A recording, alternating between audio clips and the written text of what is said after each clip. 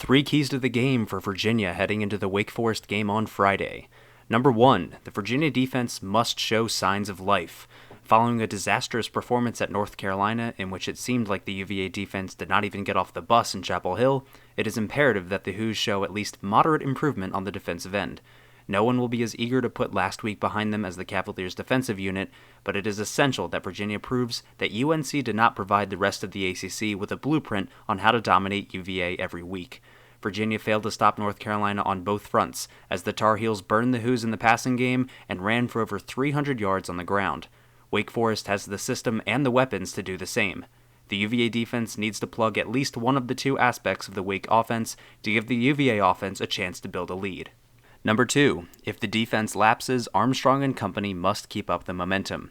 It certainly was not lost on Virginia fans how incredible Brennan Armstrong's performance was against North Carolina last week despite the loss. The defeat against the Tar Heels was by no means the fault of the offense. Armstrong put up 554 passing yards and 4 touchdowns, and UVA scored 39 points. The Hoos would have scored even more if UNC did not have so many long scoring drives in the second half, which kept Armstrong and company off the field. Hopefully, the UVA defense will be able to hold the Demon Deacons to much less than 59 points. But if there are lapses on the defensive end, the Cavaliers ought to be able to keep up if the game turns into another shootout.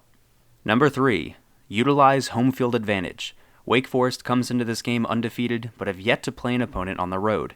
Virginia has been a very tough team to beat at Scott Stadium in recent years, having lost just one home game in the last 3 seasons. The Hoos have been especially strong in home night games, winning each of their last 8 home games at night. With Wake playing on the road for the first time this season, look for the home crowd to play factor on a Friday night at Scott Stadium. The Cavaliers ought to play with high energy from the start and give the fourth side something to cheer for early on.